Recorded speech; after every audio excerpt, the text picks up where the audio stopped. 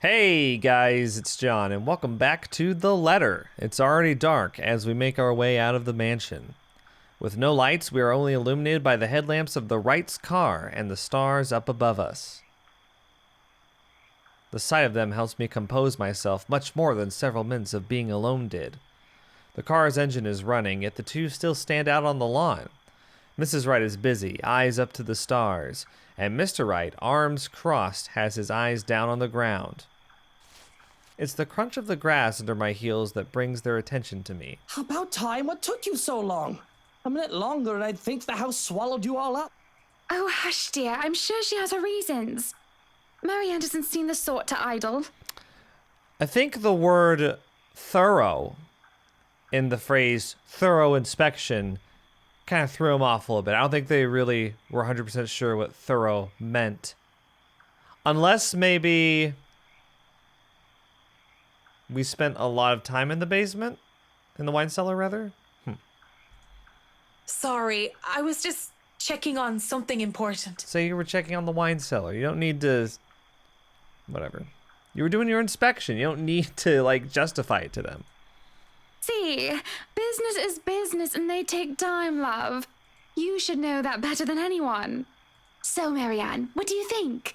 Are you the woman for the job? Well, I didn't get to finish my inspection. I know we already signed papers hiring you, but I want to be 100% sure that you are committed. I glanced back towards the mansion. Knowing what I had seen there, that curious thing in the wine cellar, which is stuff I'd only read about from fucking horror stories, and her, I should feel the slightest bit hesitant. I was lucky. I've seen enough films to know what happens when a promiscuous woman enters a haunted house. Promiscuous? This is my chance to turn it down. Make excuses. Say that I'm not up to the task, that I need to take care of my old sick father. Just pay the fine, which is probably outrageous for a contract like this, and let it go. I should turn it down. But for some obstinate reason, I can't. In the same manner I haven't let go of her, of the regret that has shadowed me since that day. We're going to find out what happened to this girl. It has something to do with that radio broadcast that we heard in the closet. So obstinate means stubborn. Pretty much synonymous. You really only use obstinate if you're trying to sound smart. Much as I hate to admit it, even to myself, seeing her again, the mischievous glint in her eyes, the loose tendrils of her hair curled around her forehead. Tendrils? It's something I've terribly missed, and now that it's here, almost within arm's reach, my father would tell me, sometimes you just simply have to go through with it. Consequences be damned. And well, I really don't have any logical reason to say no. At least, not something a client like the Wrights would want to hear from a professional designer. It's certainly an interesting project. You can be sure I'm seeing it through the end. There's not a choice there for me. Okay. Such dedication. Oh, I do love the determination. You'd think that would be a choice. You were always determined like that, weren't you? Go away, Lorraine! Hearing her voice once again sends a chill running down my back. I can't wait for this day to be over. From the mansion and through Anselm, I rode with them in silence. But as soon as we hit city proper, I asked to be dropped off and bid them good night. I thought it'd best if I didn't stay too long in confined spaces with either Mrs. or Mr. Wright. Go away, journal. Both seemed to cause me serious trouble, and if the project had been any less interesting or grand, I would have dropped it without a second thought. Would have. Shouldn't have. Won't. I assure them that my place isn't that far off, and I have to fight off the urge to roll my eyes and groan when whiskey throws me a little smirk. But even in my own home, peace is elusive, as is sleep. We're gonna get visited by Grudge Girl. I lie awake, thinking of what I saw in that mansion, of who I saw. If I so much as hear a single whisper from her, if I so much as see a wisp of her hair, I'm afraid I'll go mad. But none of that matters, none of that happens, and it makes me feel hollow. For 2 nights, I've had trouble sleeping. But it's only one morning when fatigue has already let me rest that I'm reminded of what terrifies me so. October 26th. In my restless dreams, I see that place. Silent Hill. In my restless dreams, I see that mirror. The one in the study. And in it, I see her. I see them. Oh, so now there's two. What's going on? Lorraine and Hannah. What's going on here? Hannah and Lorraine. Poor pathetic Marianne. Work, work, work. She'll work herself to death. See? See, she doesn't listen. That's all she did. Look at what happened to me. They talk amongst themselves with cruel smiles and venomous tongues, or rather to themselves, 2 heads, 1 body. A horrible mockery of these women, as if they were the one and the same. More's the pity. Life goes on and goes out, and she doesn't even see it. This is very odd. Do you think she'll even realize when she's kicked the bucket herself? When they say a person has a hard time telling when they're in a dream, it was true often enough. Even with this bizarre sight, even with the obvious implication that this isn't real, I can't help but feel distress. Likely. Is that any way to live at all? She might as well be dead. Cruel fate that she's alive and I'm... well... Though they speak into each other's ear, tones low and hushed, I can still hear them as clear as day. Their whispers pervade the air, heavy and oppressive. They bury and dig into my head like tiny maggots, worming their way into my skull. It is only then that they take notice of my presence. Wow, they're staring at me. Eyes turn towards me, and I can only feel small under their scrutiny. Caricature smiles etch on their face, mimicking each other grotesquely. Oh, Marianne! How long have you been standing there, dearie? I was standing there long enough to hear everything. Come join us, Marianne. We won't bite. Unless you ask, that is. Have you been looking at us? Spying? How scandalous. Such a naughty girl. I'm sure you were just waiting for something lewd to happen, weren't you? You know she will not admit it. She thinks it wrong. You've said it so yourself. Yes. She thought me wrong, impure, abnormal, because I loved her.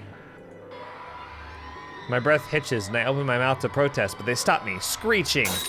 The mirror that holds them cracks, lines spidering across its surface. Do not lie. We know the gluttonous thoughts you try to deny, girl. All those desires you bury beneath that sickening guilt. You act the martyr when you turn the bed you lie in into your own hedonistic hell. You are nothing but a tainted soul with filth-stained flesh held together by falsehood and pride. They look livid. And when it looks like they would lunge, I wake, feeling like the wind had been knocked out of me. Okay. So it looks like she's dealing with a lot of guilt. A lot of remorse over maybe not pursuing her relationship, potential relationship with Lorraine when they were younger. And also guilt over Lorraine's death. She feels responsible for it. I wonder what happened.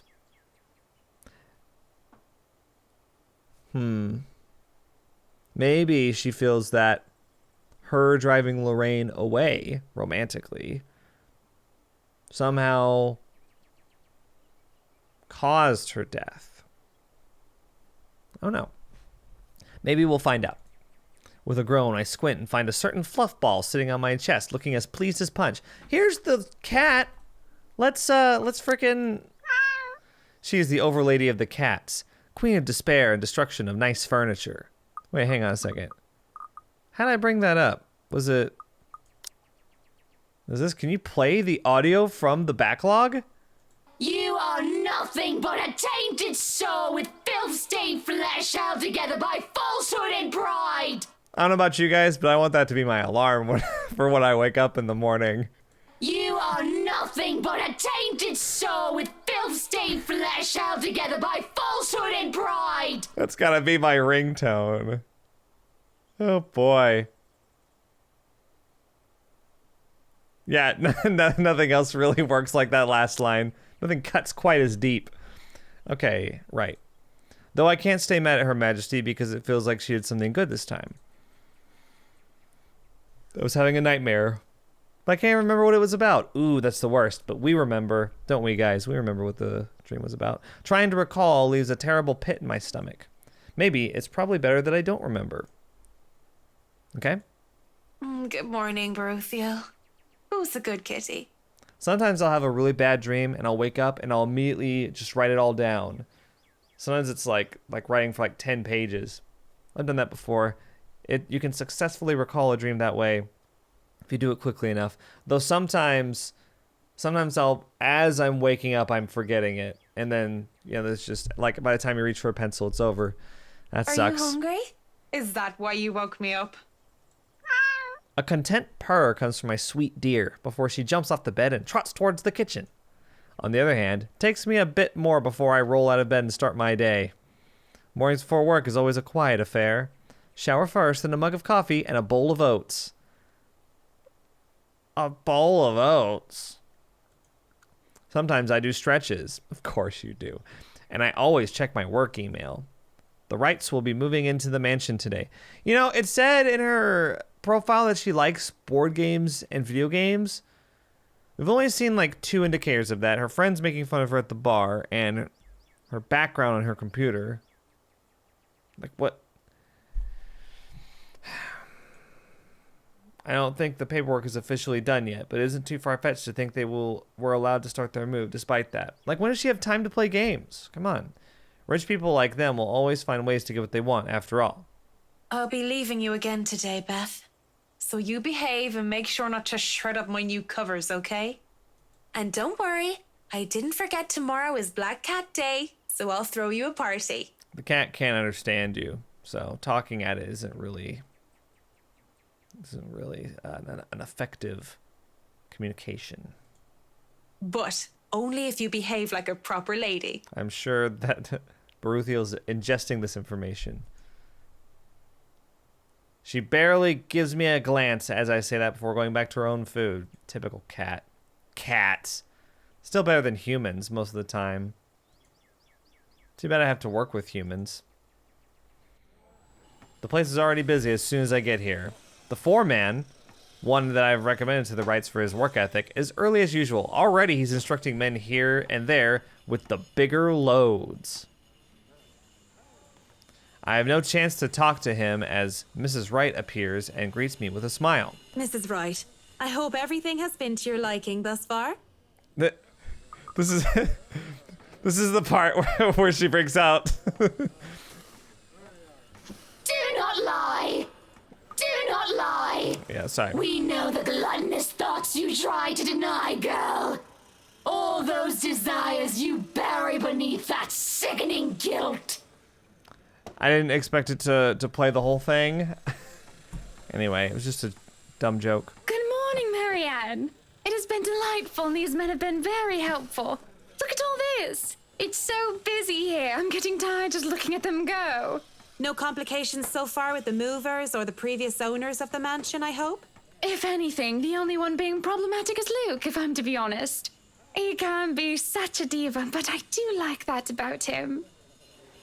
She stops, looking up at the upper landing where Mr. Wright comes through with 2 other movers and a mirror from the study. Oh, do be careful with that mirror. We wouldn't want anyone getting hurt because of broken glass. That's the mirror that Hannah saw the ghost girl in. Why are you even having it carried around? Oh? You did say you didn't want the mirror, and I keep getting distracted by it. If I'm going to turn the study into my office, I'd rather not have it there. Where can we put this? Well, you are not putting it in our room. Why don't you go, I don't know, put it in the wine cellar for now? We can figure out if we'll store it in the attic or somewhere else later, yes? You heard her, boys. To the cellar it goes. Mush! Stop mushing other people. You piece of crap. Wow. The movers bring down the mirror one step at a time, no matter how much the man tells them to hurry. An unsettling feeling grows in my stomach as I see a reflection in the bloody thing. That's the mirror from my dream. What happened? Was that the branching path? I'm sorry, I have to look at this. Was that it right there? That's it. Huh. Okay, anyway, Mrs. Wright only shakes her head and laughs at her husband's antics as they take the mirror out of here. He's back and at it again soon enough, pointing the men here and there. I'd say he's the man with the plan, but it sort of interferes with the layout and design that we've agreed upon before. I'm about to point out, but... It's better you let him realize his mistakes on his own, rather than tell him of them. That way you do not get blamed for his actions. It is more fun, too, to tell him, how does they say it? I told you so, once he slips up.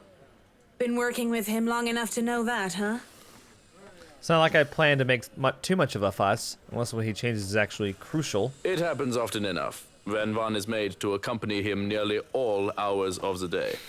I kind of like the butler. Up, higher. Come on now. Still, he could at least be less pushy about things. Careful now. I know your pictures are framed by cheap plastic, but those are framed by African blackwood and are one-of-a-kind commissioned paintings. Wait, we heard him say this in a previous chapter. Each one is easily worth a lifetime of what you lot make. It is surprising how hands-on he is compared to my usual clientele. They've been really good about not repeating scenes in this game, but this one's repeated. Interesting. Well, the both of them are, actually. It's refreshing to have them participate, despite their initial reluctance. Luke, do the dishwashers go into the kitchen or the butler's pantry? Pantry, Buttercup. Careful, that's Emma. No, you there, put that down. You do not manhandle a Napoleon Abueva. He really needs to tone down the dramatics a notch. Mrs. Wright and the butler look like they're used to it by now. But the rest of us, well... Sweetie, why don't we go and sort your suits upstairs? Let your Hans and Marianne and the foreman deal with the rest of the work. We have this, Mrs. Wright. Yes, please do go before a blood vessel bursts. Bloodstains are so troublesome to clean. There is an obvious sense of relief as Mr. Wright is dragged out of the room, leaving the movers to do their work in peace. Some grumbling even comes from some of the younger workers. It's a good thing the family butler isn't some blindly loyal tool to his boss, or there'll be trouble with Mr. Wright. He is such a bratwurst. Whiny baby who never got enough hugs from his mutter. Mutter, huh? Probably lost in translation, and not that I'm condoning talking about someone else behind their back, but I think you meant to call Mr. Wright a horrible brat. Sounded like she was about to laugh that entire sentence. Well, he is that too. There are a lot of things I can call him, but I mean to say that he is a big weenie. A childish name for a childish person. Like a child, he whines when he doesn't get what he wants, and he breaks the toys that he has. That gets a laugh from me, as well as a few of the movers who linger near. He and I carry boxes, instructing the movers where they should be, and generally taking over Mr. Wright's work. It goes off without a hitch, and the man is helpful, efficient, and capable with physical labor, despite his clean-cut appearance. A gentleman to boot, taking boxes from me when he sees me struggling with them. Speaking of boxes... Hey, one of the boxes for the kitchen is missing. Has anyone seen it? The one with the pots and the knives. The bratwurst had it brought upstairs, thinking it was for the attic. The bratwurst. Why was he... Oh, never mind. I'll go get it. Oh no. Oh no, it's the last thing you'll ever do, Marianne. Why even bring a box of pots and knives to the attic? That man is ridiculous. There's probably no point in making sense of what he does if he does them just because he can. At least it turns out that I don't have to make it all the way up to the attic. At least, as it turns out, that I don't have to make it all the way up to the attic. The mover, probably at Mr. Wright's orders, left the box on the stairs. At least it's not that heavy. But, look at... we got an open door over here. I managed to hoist it up without too much effort, but the time it takes for me to do that is long enough for me to overhear an odd conversation I could, never in my life, imagine coming from a couple like the Wrights. Boy, if you're not careful, I might go a bit loosey and I'll start bringing cats home. And soon enough, one day you'll find yourself going home to a farm just filled with felines that follow you everywhere. Oh, don't bluff. The things would shred up your precious furniture. Besides, you don't even like cats. True. Dogs are infinitely superior, of course. Agreed. But what about the wet dog smell? The mess. I'm not cleaning up after a mutt, no matter how cute. If you think about it, a cat would be better. For once, I'll have to agree with Whiskey on this one, though I can live with Mrs. Wright being a dog person. I'm glad you can live with it. But as amusing as this conversation might get, I really shouldn't be caught eavesdropping or slacking off on the job. You're not slacking off, you're picking up a box. You're literally moving boxes that they hired movers to move. At most, I should be looking at ways of possibly soundproofing certain rooms, perhaps bringing it up if they don't realize the lack of it. I really should move on or keep listening. Move on or keep listening.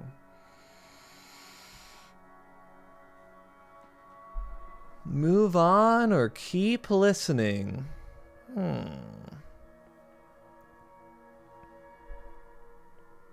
Let's move on. We don't need to overhear what's happening.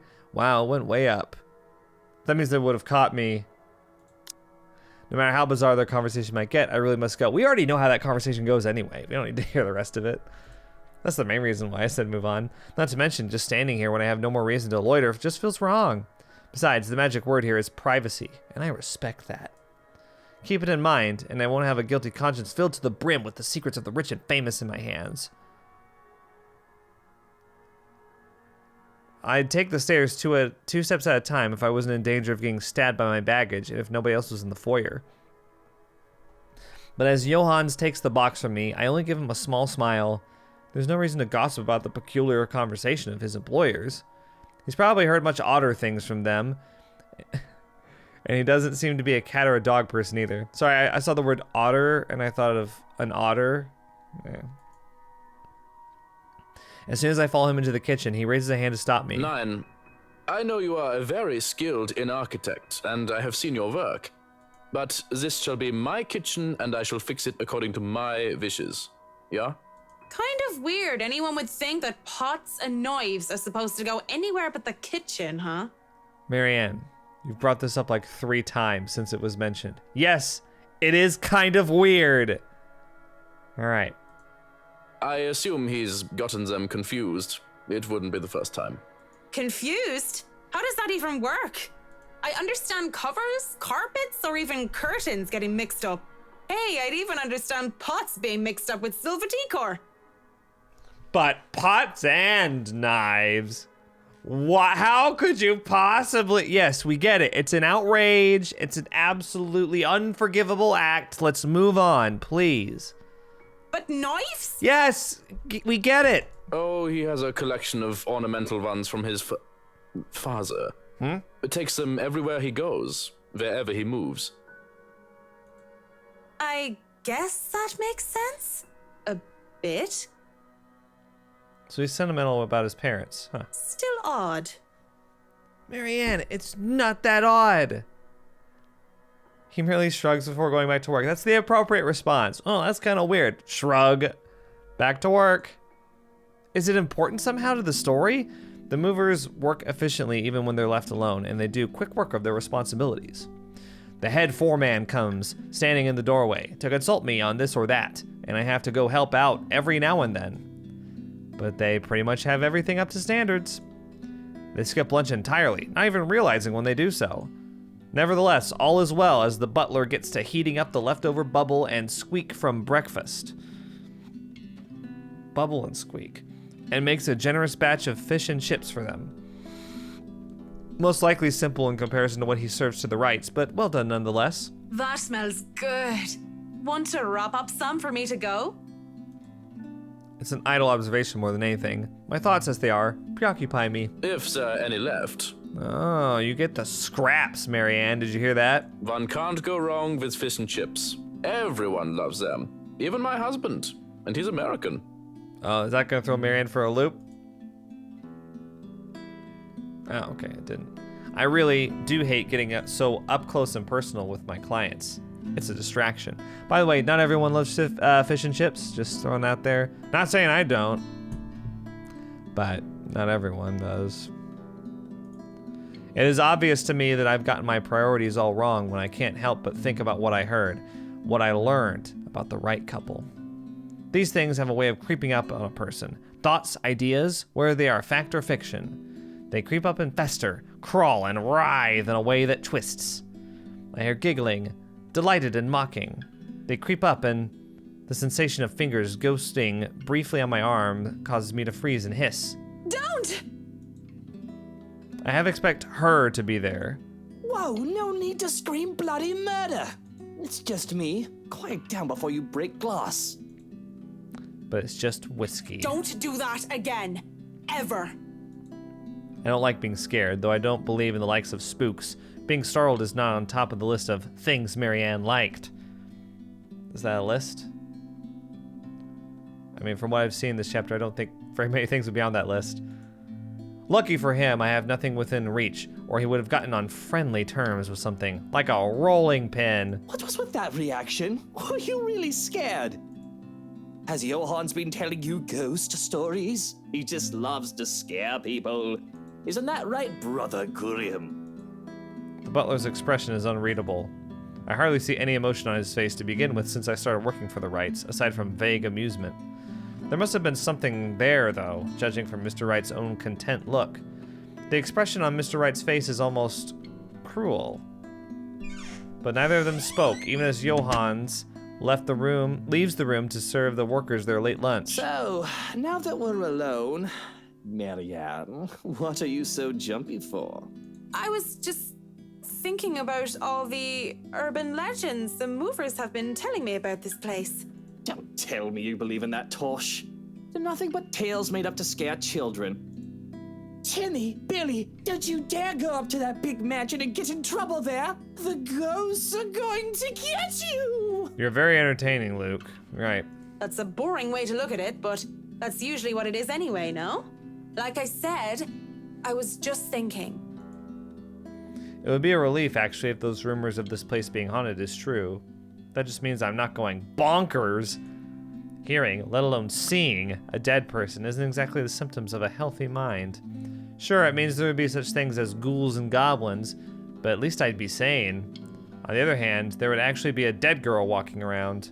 If you could excuse the inane question, Mr. Wright, you haven't noticed anything weird here?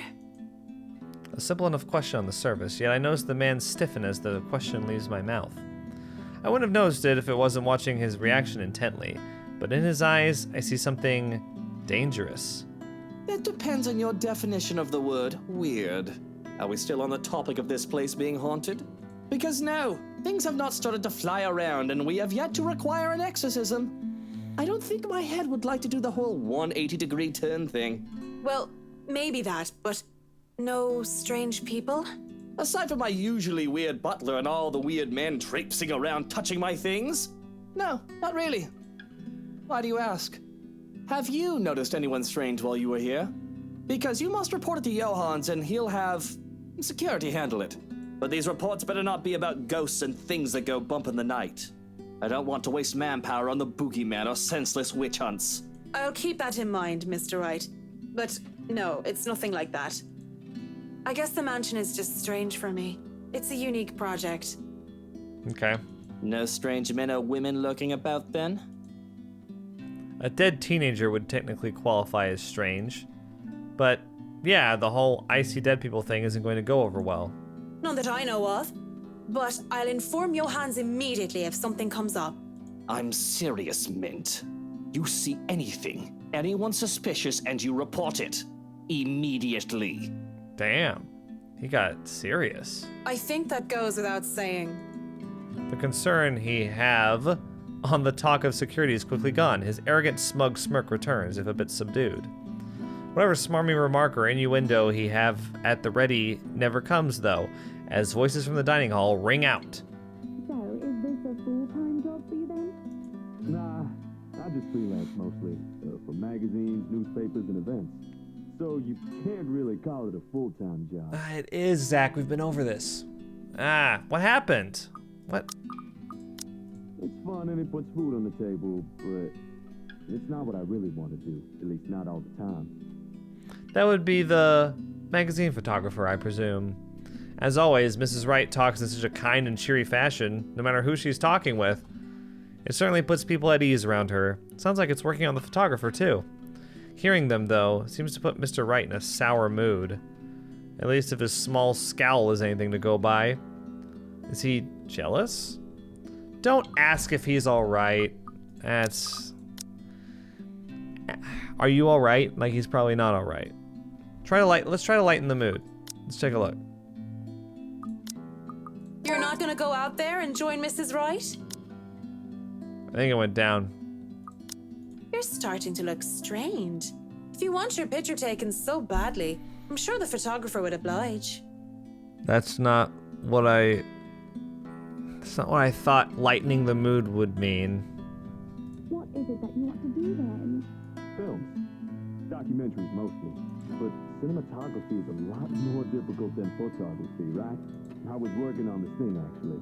We need to get you away from the butler. You're starting to sound like him. No, I'm not joining Hana for an interior design magazine photo.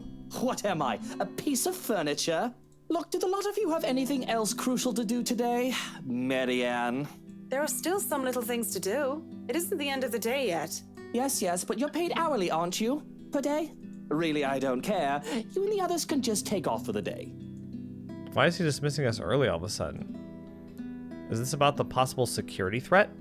Did my question get him all wary and paranoid that he would just send the workers and I away? I realize that threats are of actual concern to these rich and powerful people. I imagine, whether anyone wants to or not, they get a few enemies here and there. But I'm sure the foreman and his workers can be trusted and are of no threat. Well, at least I trust the people I'm working with. I understand if he doesn't know them from a can of paint. Still, won't it be safer if there are people around who can watch their back? You're the boss. My being paid by the day aside, I won't be held responsible for any significant delay caused by your decisions. I'll try to get around that, of course, but I'll just remind you of the fact. Whatever, take forever with the house. I don't give a bloody damn. Don't you worry, you're still getting your money. Just sod off, go crawl around a pub and find yourself a good lay. Wow. Paranoid or aggravated as he might be, this conversation certainly didn't have to warrant that sort of remark. Maybe I will. You're not going to, Marianne, come on. Walking out of the kitchen, I just accept the fact that whatever he says will go while under his roof. Mrs. Wright and the photographer are still far too busy in conversations to notice me, even as I make my way through the dining hall. This is the first time we've seen Zach this chapter. Oh, you know what? She hasn't interacted with Ashton either. Yeah, those are the only two characters she hasn't talked with. Besides, I didn't want to ruin their fun. Well, it wasn't really a big thing. People didn't like Blue Foncé very much. People don't like a film about colors. I suppose they would have liked Blue Bibby a lot more. Look at how happy she is. Going to the foyer has me stumble upon the family butler once more, who raises a brow at my presence. And where are you off to in a hurry, Miss McCulloch? The foreman is looking for you. It's pronounced McCulloch. Thank you. The Bratwurst wants us off the clock. He's dismissing us early because of... Oh, I don't know. He just wants us out of here. I'll go and call a cab for you then. It would be for the best that you leave when he asks you to. I don't doubt it. Okay, so I'm leaving the mansion early. I'm gonna look at the branching path. Oh no, that happens no matter what. Oh no, it doesn't. No. Oh, they go to the same place though. Okay, well, yeah, let's finish this out. Granted, there were some difficulties at first because the driver didn't know where the Ermagod mansion is.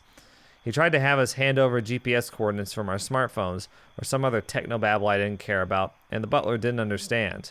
But as soon as we told him it's that haunted mansion over in Anselm Village, he knew just the place, and finally headed over, albeit with some hesitation.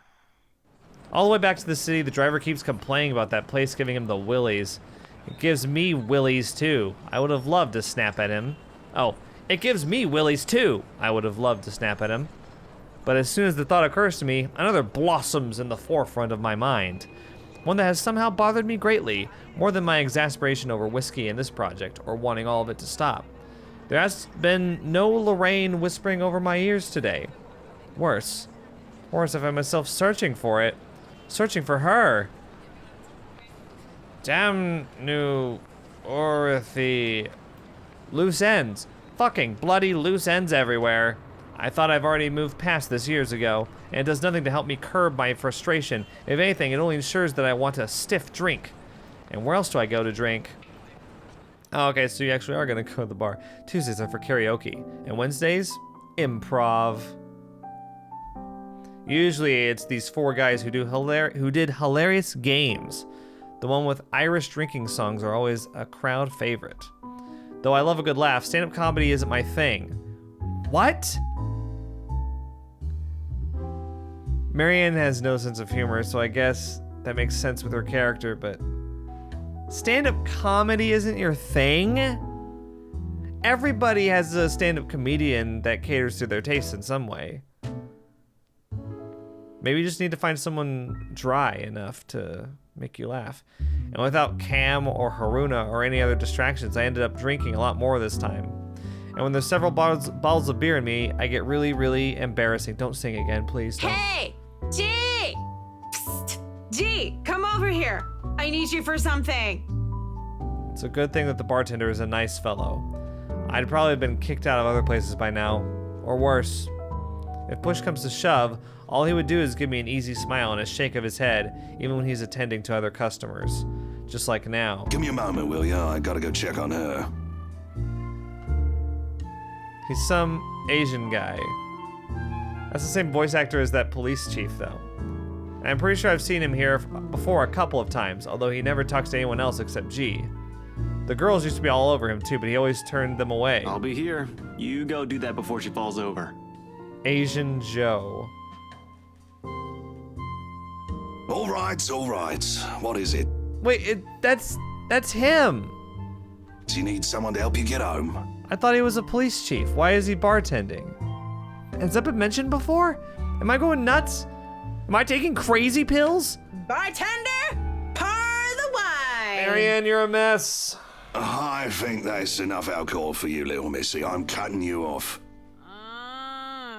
A whine comes from the back of my throat as he pulls the bottle away. I have no hope of getting them back once they're behind the counter. Even in my drunken mind, I don't dare hop over for them. Because what little sense I have left knows I'd sooner take a floor dive than succeed in wresting a bottle from a sober man. But that doesn't stop me from trying to reach out with my arms like a stupid idiot anyway. He smiles and shakes his head, just like I know he would, before going back to the other guy. Right now, where were we? How you holding up, boy? With no drink and no one to really chat with, I would have gone home or gone to sleep on the bar right then and there. But I'm not ready to stand up and try to trek back home just yet. Same old. I'm still on the Luxborn firm case. He says Luxborn. I thought it was pronounced Luxburn. Apparently it's pronounced Luxborn. Those blokes they talk about being in dark suits, whisking people into the night or some shit and all that. Didn't the media call it some ridiculous name in the morning news? What is it this time? Wait, don't answer that. They've called it a lot of things. As long as people don't start running around claiming they're the Illuminati. Wait, don't answer that. They've called it a lot of things. So dramatic. What have you got for me this time, G? Anything good? Slow down there. You haven't even told me what sort of dealing dosh we got. Who are you looking into this time? Their talk would have interested me more, would have kept my attention if I gave a damn. Ooh. But in my current state, I can barely give 2 fucks about the things going on around me. All these words are just buzzing, barely surfacing from the sea of sounds that is the pub. And it would have stayed that way, perhaps even drowned if I didn't hear his name. Luke Wright. You know the guy. And don't pretend like you don't, G. It takes a special kind of ignorant not to know who he is. What? Shut up, Ash. That smug blonde who likes throwing round his money. He was just here a few days ago, as a matter of fact. Great tipper, if you think him just dumping a wad of cash on the counter after having too much whiskey counts as tipping. Why are you asking? He dirty? You have no idea, G. He's probably the worst sort you can imagine. You have no idea, G. He's probably the worst sort you can imagine. Luke fucking Wright. Fucking whiskey. Get it, Marianne, you have a foul mouth. God. Even without him around, I'm still hearing about the guy. What the absolute fuck? Despite this, I find myself getting up and sauntering over to join them before I pipe up. Is this smack talk about Luke fucking Wright I'm hearing, eh? Private conversation here, lady. There's only amusement on G's face. The Asian guy, he starts to look ticked off as hell. Don't worry, Holmes, she's clean. And she might be able to help you with your, predicament. Course. A drunk's just stumbled through here with what I need. Get real, G. No offense, lady, but you're smashed. I know, right? Nothing beats being drunk after a hard day's work. Especially when you're working for Mr. Luke Wright. So, she works for the guy? Doesn't that make her, I don't know, suspect? See, have a little faith in me, why don't ya? I don't have much, and you might as well have something to go off. You're the one who was so desperate to come running to me for business. Yoo-hoo! Still right here, fellas. 5'11". Can't miss me. Unlike Shorty over here. What's with that mad look? You want to dance, boy? You don't look like you can bust a groove. Maybe a leg, but with that fancy coat of yours. To add insult to injury, I moved directly behind him and used the top of his head as an armrest. Damn. But when he shakes me off, I plop into the seat right next to him. Don't try me. You can hardly stay on your feet. Don't try me? What are you gonna do? Throw a punch at her? What are you gonna do, Holmes? We don't want to ruin your fancy coat, do we? Alright. Ah, children, the both of you. But you're still standing after all that, are you? Man, you see this giantess? She's a legendary regular here. Been drinking like there's no tomorrow. I'm a bit jealous. Can't do that anymore or my liver will give out on me. Good with the mic, too. Don't see you much recently, but I guess you're always busy, aren't you? You're some fancy designer or something, if I remember correctly. Wait, I know you. You were at the open house for the mansion. This guy's a detective? Come on. Yeah, that's right. Marianne McCulloch. I'm a famous interior designer extraordinaire. Ooh, that rhymes. Anyway, you guys were talking about that weenie Luke Wright, right? Right. Or something. Can't really talk about it. I don't even know if I can trust you, even if G said you're clean. But anything would be of help. Ash like thinks he's in a movie or something. It's crazy. Like every chapter he's like, I don't know if I can trust you. Like every chapter he's like, You need to take this seriously, like I'm taking it. And it's like, you need to take about 1,000 chill pills. Stop cutting down everybody around you. I know it's rich coming from me. Just chill out. You are high-strung all the time. You could take a lesson from Marianne. Loosen up a bit. God. What, you think Luke's gonna have you killed? He's gonna have his goons come, like, make it look like an accident? What are you afraid's gonna happen? Well, I don't gossip about my clients, if that's all there is to this. You wanted to gossip about him a few minutes ago, Marianne. And that was the beer talking, not Marianne. You won't mind if we ask the beer a few questions then? Maybe. Depends on who's asking and what they're asking. But seriously, that guy is abso-fucking-lutely frustrating. I want to see this real quick. So, story update. Is that because of my relationship status with Luke? It's very high. But she said that he's frustrating, so that makes me think that it would be like a negative relationship. One moment, he's an absolute dickhead. Oh, okay, here we go. And then he's acting like an actual decent human being the next. I just can't figure him out. I can't imagine how that pretty wife of his can put up with him. If I were her, I'd dump his flat arse straight up. I'm not just saying that because I think Hannah's pretty or anything. Luke is a catch too. They both are. I disagree that Luke is a catch. Hannah is definitely. Definitely. But I really cannot, for the love of all things holy, see how they even work out together. So, Luke Wright, have you noticed anything strange about him while you were working with him? Anything peculiar? Of note? You're the one being peachy right about now, Holmes. But nah, nothing that comes to mind off the top of my head. He's just like most rich, smarmy arseholes and then some. A giggle bubbles up, and I press my cheek against the cool countertop with my eyes shut tight, just because. Eventually cracking one eye open, just in case they thought I fell asleep, I grin at Holmes. So, Holmes, I'm guessing you're some private detective or something. Is it Hannah? Did she pay you to look if he's been cheating or some such? Hannah's the wife, right? What about her? How is she? How is she or how is she? Well and good.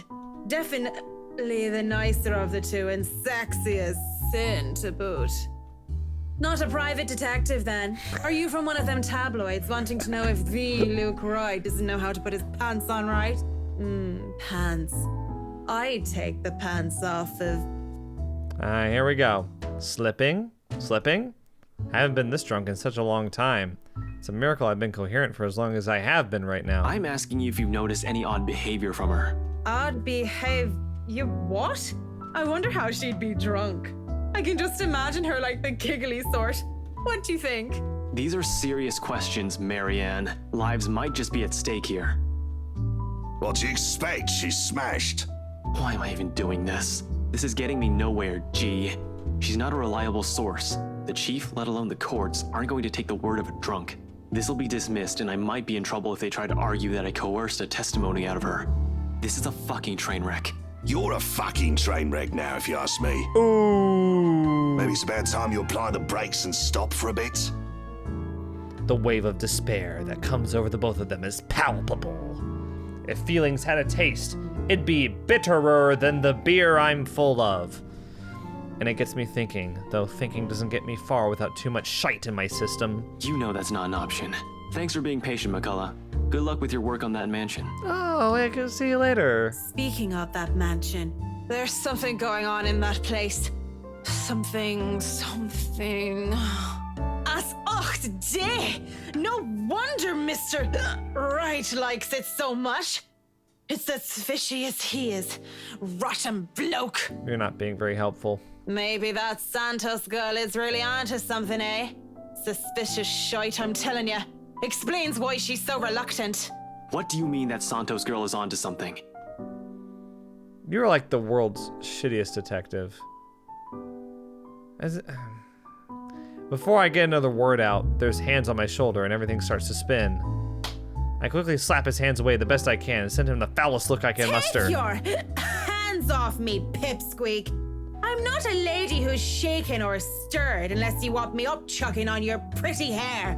But it's just like I said. Are you sure you aren't brain damaged or deaf?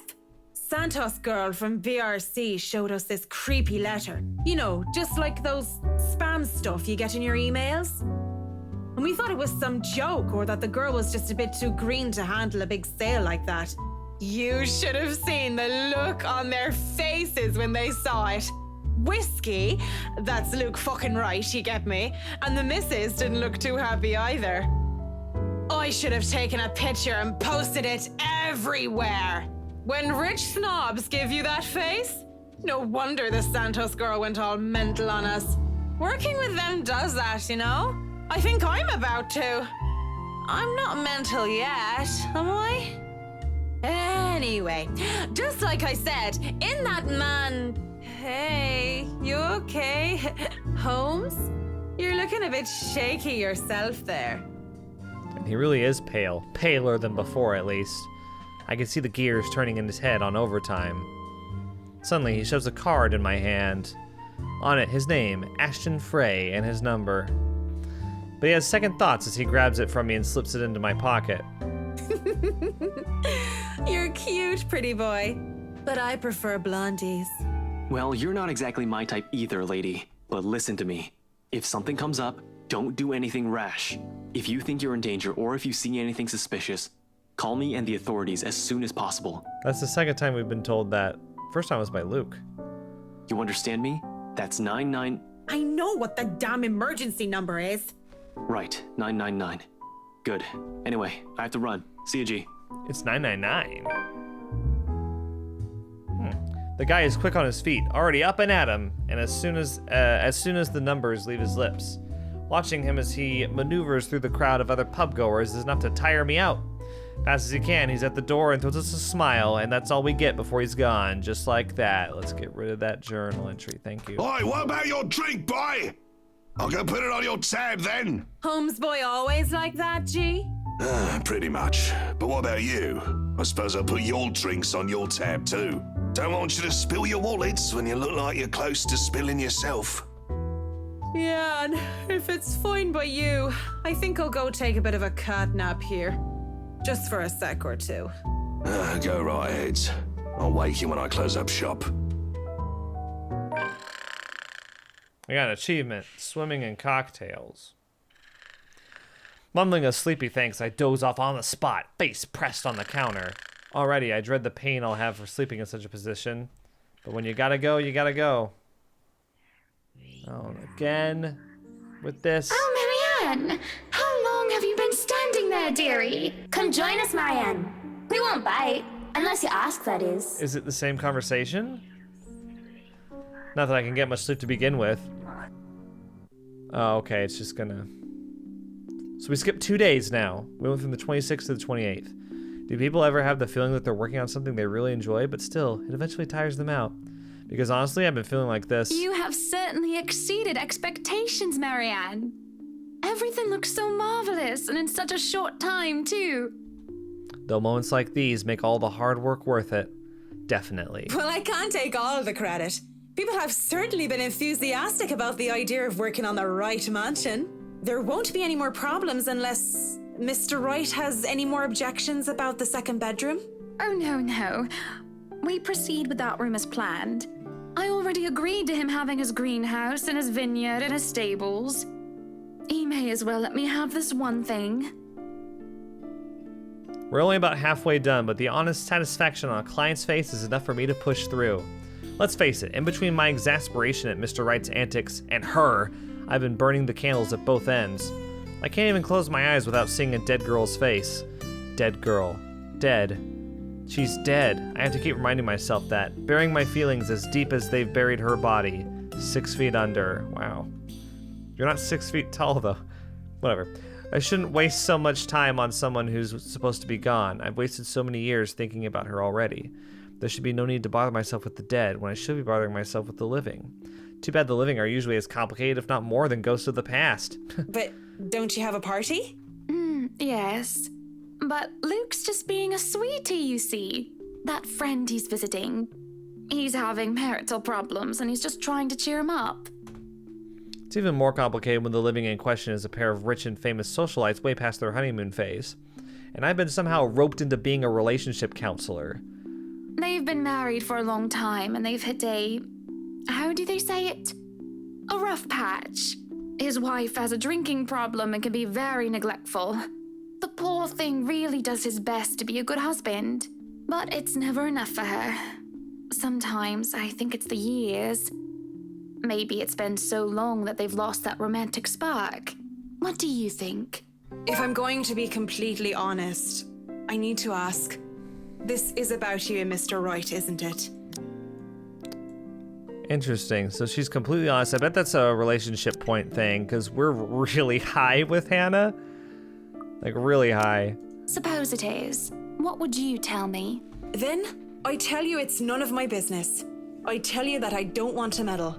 But if the troubled husband with the neglectful wife asked me for my honest opinion, sorry, I'd say that he shouldn't base his happiness and his self-worth on someone else. This is due to the choice that we made with Hannah. Maybe he should try being independent for a while. See what it's like when he isn't trying to please someone else and doing things for himself.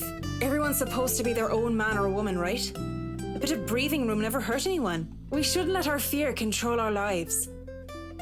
Why she thinks a single woman like me would be the best source of relationship advice is beyond me. Still, I talk and answer to the best of my abilities. Without realizing it, I'm already pouring out a part of me that I had thought were long gone.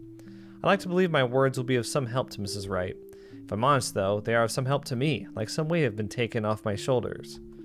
Lorraine. I really should handle what's left of the work. You won't be attending the party? Oh, you really must, Marianne. The weight of what happened to her hasn't left me yet, did it? Maybe. I'll try to stay and chat. Maybe grab a few bites and a drink, but I can't be around for the entirety of the event. My apologies. Busy, busy, busy. You must stay a while. I'd love for you to meet some of my friends, and they're ever so excited to meet you. You need to say hello to the Lees, at least. If it wasn't for them, I'd never even heard of you. Maybe it's about time I changed that. We'll see. So, if I can be excused? The Lees, that's their name, right? Certainly. You'll have to excuse me as well. I must attend to the party before any early birds arrive. I guess that bartender just happened to have the same voice actor as Mr. Lee. And the same face. Because, believe me, they will throw a fuss if things aren't ready, even when they're not supposed to be here until an hour later. Though I shouldn't dwell on the dead, I shouldn't just callously forget about them too. Saying that I have work left to do is an easy enough excuse to make. I know how other people see me. They see someone so obsessed with her craft that she would so easily miss things like a party for it. Outside the parlor, people hurry about here and there in preparation for the Wright's grand housewarming party. None spare me a glance as I slip past them, each working on their appointed roles, and not daring to slack off while they work for what is probably the most powerful couple in Luxburn. Making it into the kitchen with ease, the wine cellar being my final destination, but one is a great task ever simple, probably never. And this is a great task, isn't it? My greatest one yet that is worthy of being called a quest. I'm not acting as Marianne McCulloch, the professional interior designer, when I chose to lie about being too busy for a party. I'm Marianne McCulloch, a lawful neutral cleric with 9 points in wisdom and 8 in charisma.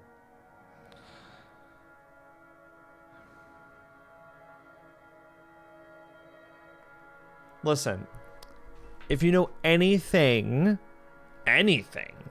about RPGs, Dungeons and Dragons, anything like that, you know that if you're a cleric, you don't solo a dungeon. Oh, God. Just thinking of it like that makes it a bit cheesy. It does. But it helps with the fear. It helps overcome the insane thought that I'm actively seeking out something that has been plaguing me for years. I might face my worst nightmare, or I might see nothing and find my self-imagined grand quest fall flat. And who would have thought that the gatekeeper to my final quest would be someone I thought would be a valuable ally? Schnell! Hurry up, you snails! We are on a deadline and you are wasting my time! The butler comes from the cellar and into the kitchen, tailed by a couple of others, people who I assume are most likely chefs and bartenders. He raises a brow, seeing me just standing there by the hatch by the trapdoor. It almost looks like he's going to throw me out for being in the kitchen without permission. But then he motions for the others to disperse and familiarize themselves with their surroundings. Meanwhile, he continues to stand there, preventing entry into the darkness beyond. What are you doing here, Fraulein? This is not the place for guests or in an architect right now. I request you leave. I was just looking around for any last-minute things, yes?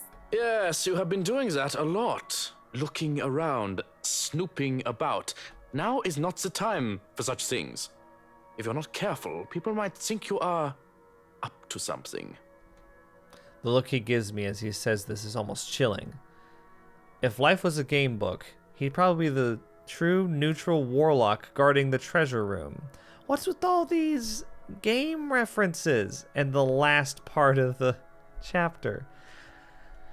I guess if they were throughout the chapter, it would be like borderline obnoxious, but a difficult opponent to beat with 9 points in wisdom and 8 in dexterity. Wait, you only had 8 in charisma. Now it's 8 in dexterity, huh? I guess you can have 8 in both dexterity and charisma, but... Well, I'm not done yet. I actually need to go into the wine cellar. Just need a quick go at the place. So just don't mind me. I'll be out of your hair soon enough. Go outside. Enjoy the party. Bask in the praise and adulation they will no doubt shower you with when the madam speaks highly of you. Surely you've had enough of this stuffy old kitchen by now. You do not want to cause trouble. Both the Bratwurst and Hannah want this to be perfect. It would be a disservice and a disrespect to toe out of line and risk it being anything otherwise. And more importantly, I will be blamed for any failure that happens tonight. His intervention almost turns me away. Almost. Maybe this is a sign I'm not meant to seek Lorraine out. But... Please, I just lost something the last time I was down there. It's really important. Let me see the branching path. Sorry. Okay, we're actually...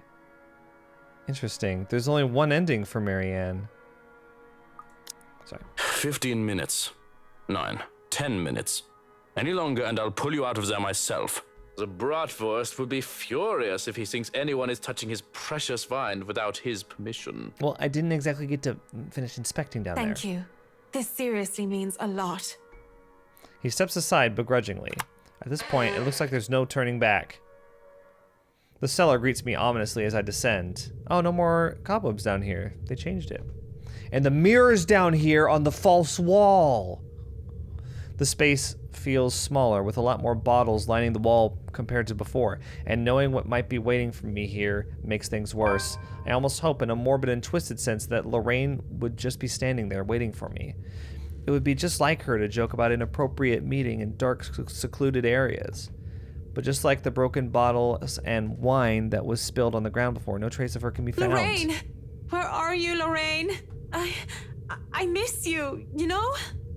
Only silence replies. Funny that when you want to find something, that's the time when you can't.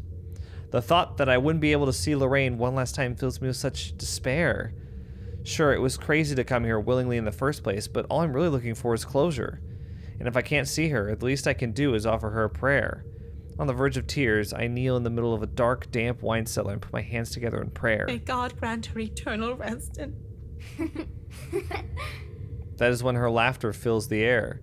It rings along the walls until it echoes in my head, and like a siren song, it draws me in before it comes to a stop upon reaching a dead end. Ooh, could it be an adventure then?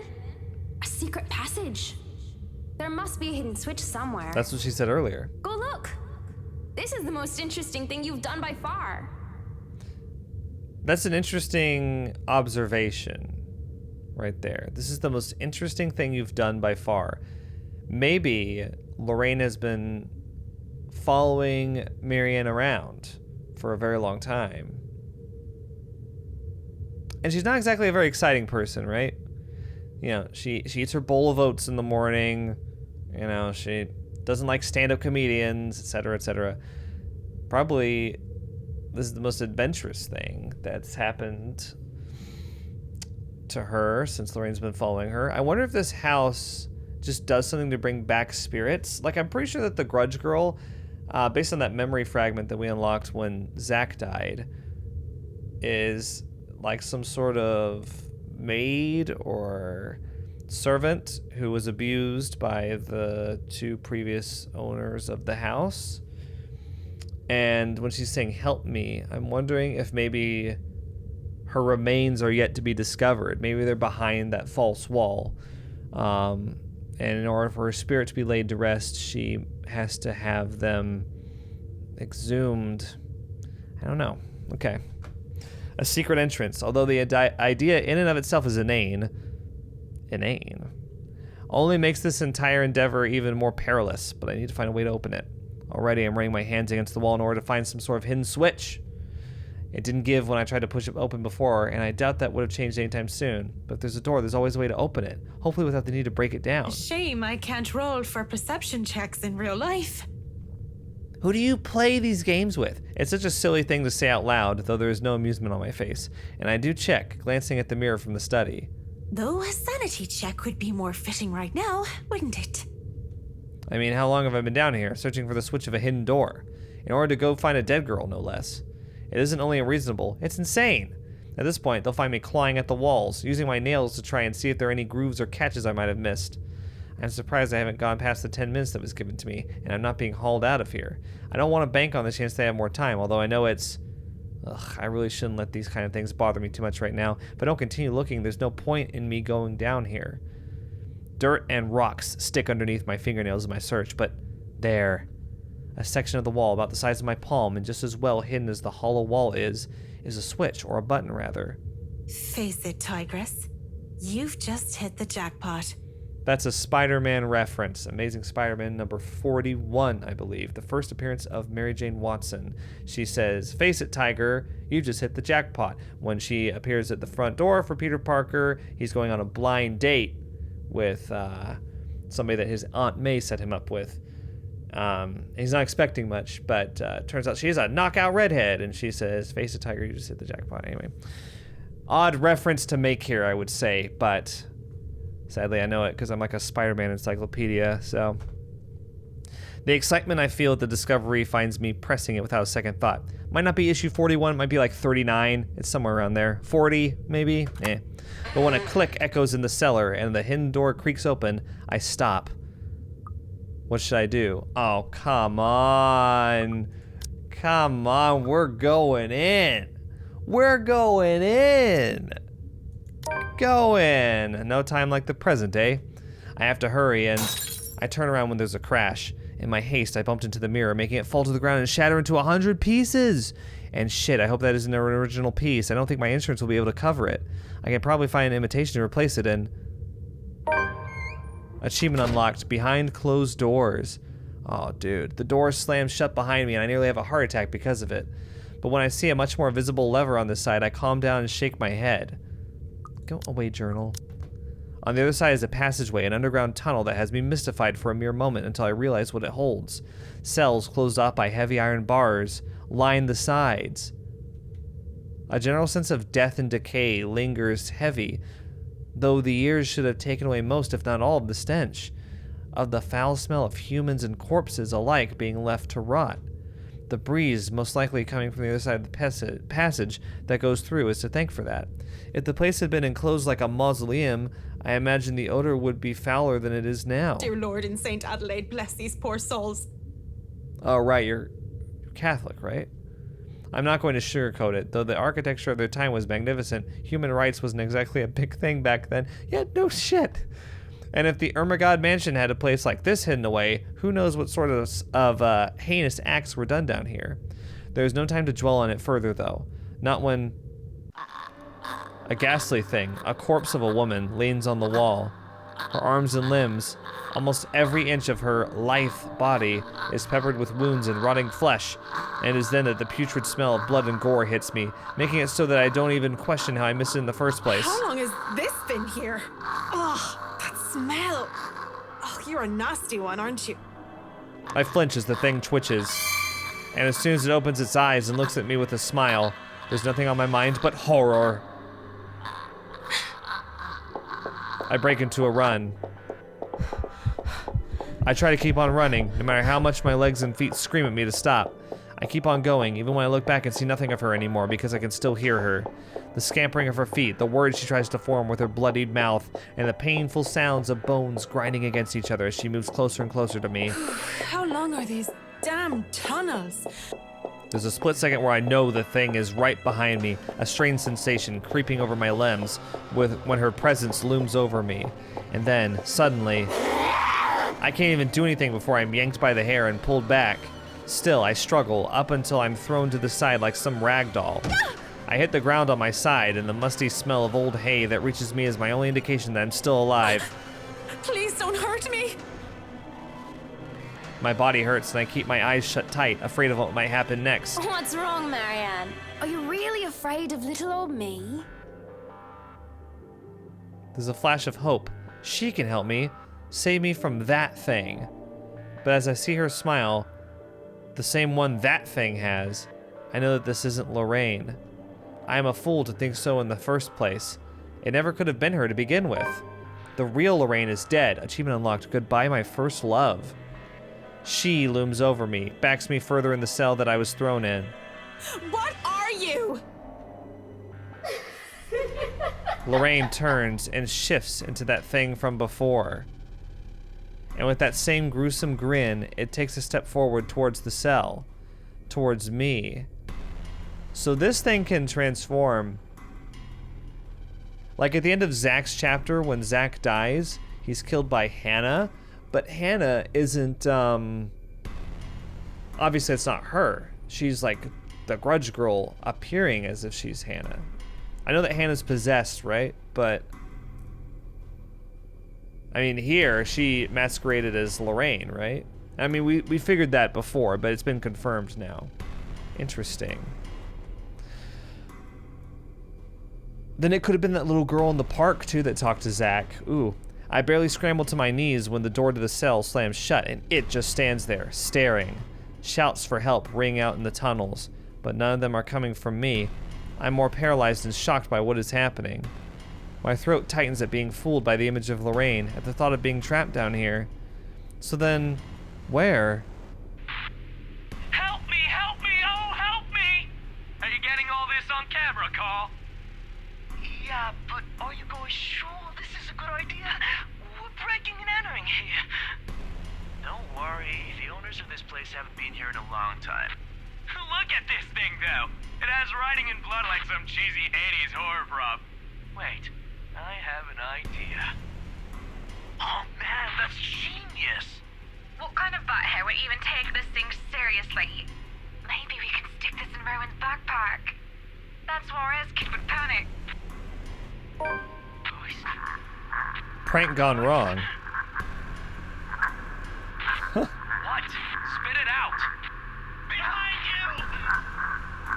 There, in the corner of the cell, a digital camera comes flickering to life and a video has played back on the screen.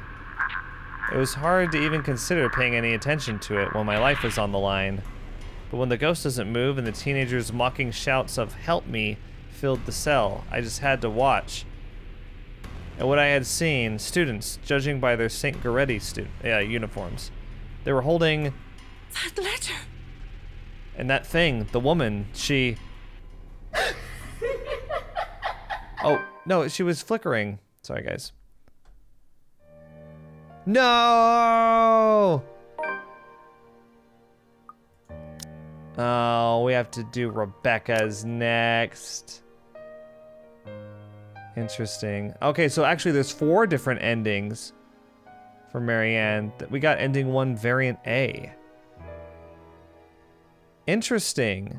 Check this out. So, Stay gets us ending 1, variant B, I assume. But then some other story update could have brought us to this one. That's very cool. I hope we get to do like a new game plus where I can fill in the rest of like the white paths, you know? Anyway. So yeah, that's the end of Marianne's chapter. I'll see you guys in the next one where we'll be starting Rebecca's apparently. Alright, bye.